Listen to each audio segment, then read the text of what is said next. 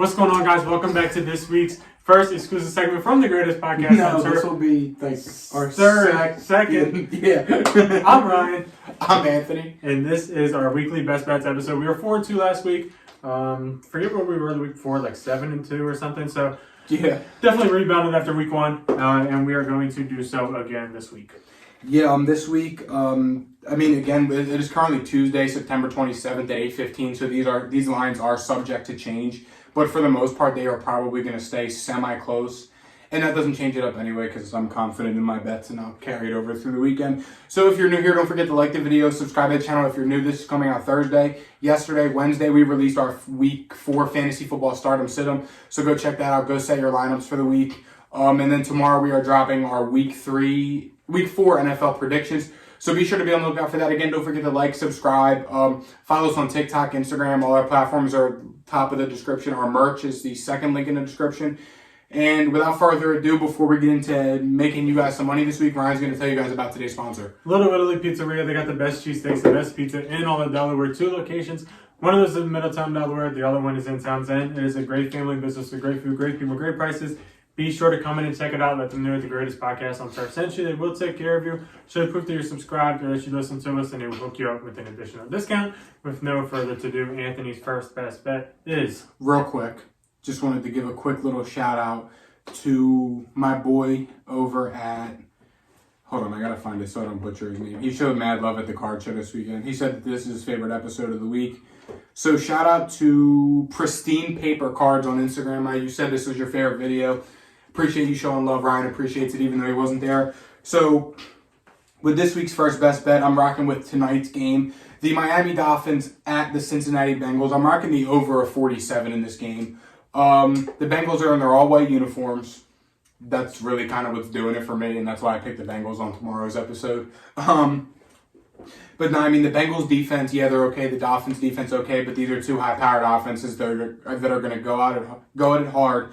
This is going to be a typical shootout game. It's going to be a very fun game to watch, and I'm excited to watch it with the boys tonight. So yeah, I'm rocking with the Bengals in this one. I'm taking the over 47 points. That's pretty easy.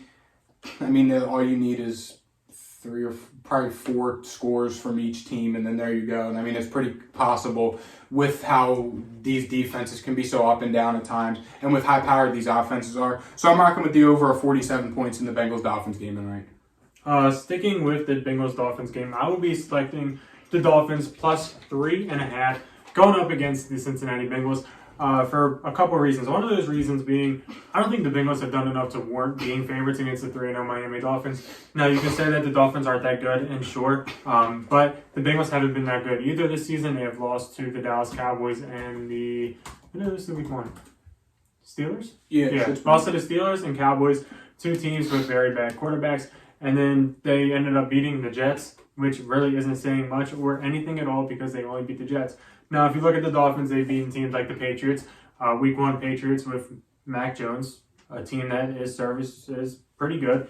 They beat the Baltimore Ravens, a team that, in my opinion, could be AFC contenders and could potentially come out in that side. And they beat the Buffalo Bills, who were favorites to win the Super Bowl. The Dolphins, in my opinion, have a much better defense than the Bengals. I know that T. Higgins and Jamar Chase can win any type of football game that they get put into, and I respect them. But I also respect Jalen Waddle and Tyreek Hill, the same as I do the Bengals guys. I just think that the Dolphins' defense is better. I think that the Bengals have done nothing to warrant being 3.5-point favorites against the Dolphins. I think the Dolphins are a better team, so I'm rocking with them. And I think they can definitely cover 3.5 if they end up losing it all. Oh, yeah, and this is all assuming Tua plays. Apparently there's talks he might not play. Apparently his ankle's sore, and he's out of the concussion protocol because they said it was his back. But his ankle's sore, so just be on the lookout for that. I'm sure he's fine. But, Mike McDaniel said that he doesn't assume he said he doesn't assume anything. So, he's not really committing to if Tua's going to play or not. So just be on the lookout for that. If Tua doesn't play, then these bets probably change, and we probably just wasted about 3-4 minutes on this. Yeah, because they're probably not going to go over, and the Dolphins honestly, they might still, but don't bet it. Teddy B versus Joey B. I wouldn't be surprised how bad the Bengals have been. But no, I mean, my next best bet of the week that I'm locking in is, I did these this morning, so they might have changed. I'm taking the Cleveland Browns -1.5 at the Atlanta Falcons. The Browns look pretty good against the Steelers. Now they may be playing without Myles Garrett because it sounded like he messed up I think it was his shoulder and his bicep in that car accident he got in. Thank God he's walked away without any severe injuries though. So it's a question mark if he's going to play on Sunday. But no, I mean, I think this Browns being 1.5 point favorites is just pretty much just saying pick 'em. I think that the Browns defense is good enough to minimize the offensive production of the Falcons, and I don't think the Falcons defense is good enough to go out here and completely stun Jacoby Brissett and the Browns. So, I mean, at 1.5 points, I'm pretty confident in taking the Browns. They are favorites for a reason. They looked good against the Steelers last Thursday night. So, I mean, I'm rocking with the Browns -1.5 in this one. Yeah, if you're in daily fantasy, put Nick Chubb in the lineup. He's coming back home to Georgia, so should be able to blow out Atlanta. Next up, Cowboys versus Washington. I kind of like the Cowboys -3.5, but that's not what I'm taking. I am taking the under of 42. Washington has went over a couple times, but that was when they were going up against pretty bad defenses with the Lions and Jaguars, I believe. Jags have a top 10 defense in the league right now, bro. Just throwing it out there. I really don't. Just want to throw it out there. The Jaguars still suck. But the Cowboys, they have yet to hit the 42 mark that this game sits at. They 22 with the Buccaneers week 1, 37 with the Bengals week 2, and 39 with the Giants week 3. In my opinion, the Dallas Cowboys defense is going to be one of the best in football this season. They were one of the best last season in terms of takeaways, gave up a lot of yards. But the Cowboys have a bend, don't break philosophy, and that works really well for them. And I don't think that they're going to break against Washington. Carson Wentz got sacked at least 9 times against Philly, maybe even more. I'm not positive. But the Cowboys are coming back home. The defense is going to be there. And I don't think Carson Wentz is going to have much success against this defense. Terry McLaurin's dad is Trayvon Diggs. So Curtis Samuel ain't going to beat us either. So under 42 should be damn near a lock. Yeah, and this next best bet, my final best bet of the week, this is my lock of the week. It's the Cardinals +2 at the Carolina Panthers. Yeah, I get it, the Panthers just beat the Saints, but I mean, and we all know that I'm a very big Baker Mayfield fan, but I don't think that the Panthers have been nearly as good to warrant being 2-point favorites over the Cardinals. Yes, now you can say, oh, they don't have any weapons, I don't care. The Panthers have been very lackluster to say the week. I'm locking it in. The Cardinals +2 at the Panthers as a lock this week. The Cardinals will win this game. And they will win this game. So I'm saying the Cardinals are going to win this game against the Panthers. And Baker versus Kyler, I'm sure it'll be a fun one to watch. 2 bad defenses going at it. But the Cardinals are going to win this game, and it's really not close. I don't know how, by any fact of the matter, the Panthers are favorites in this game. So as soon as I saw this bet, I put it on my notes right away, and I literally drew a little lock next to it. So I'm locking it in the Cardinals +2 this week at the Panthers.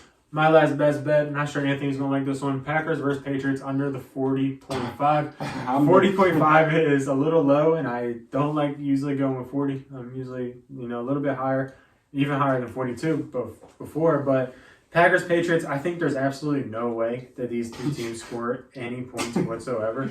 2 pretty respected defenses. The Packers, they haven't looked too good on offense. And the Patriots, I can say for damn sure, they're not going to look too good on offense. Brian Hoyer versus Aaron Rodgers, bro. Yeah, exactly. Packers, I don't think they've hit this threshold yet. No, they scored 26 with the Buccaneers, 37 with the Bears, 30 with the Vikings. Those are 3 games that did not hit the over. The Patriots did hit that a couple of times, but the thing is they're without Mac Jones. Yep. Most likely, definitely. So Brian, I would say we're without him for a pretty long time. It was like 4 weeks. 5 it was classified as a severe high ankle sprain, so we're looking at probably at least 4 weeks, maybe like 6 to 8 at the most. So it's going to be Brian Hoyer versus the Packers.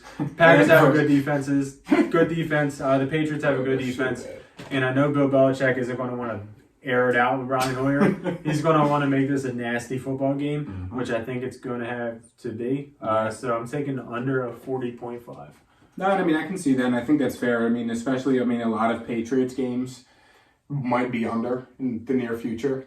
Until the line keeps dropping, but now, I don't see these 2 teams scoring 20 apiece. No, but the Patriots, they're definitely in trouble without Mac Jones. They haven't looked good as is on offense, and the fact that we're without our starting quarterback now just adds insult to injury, honestly. Yeah.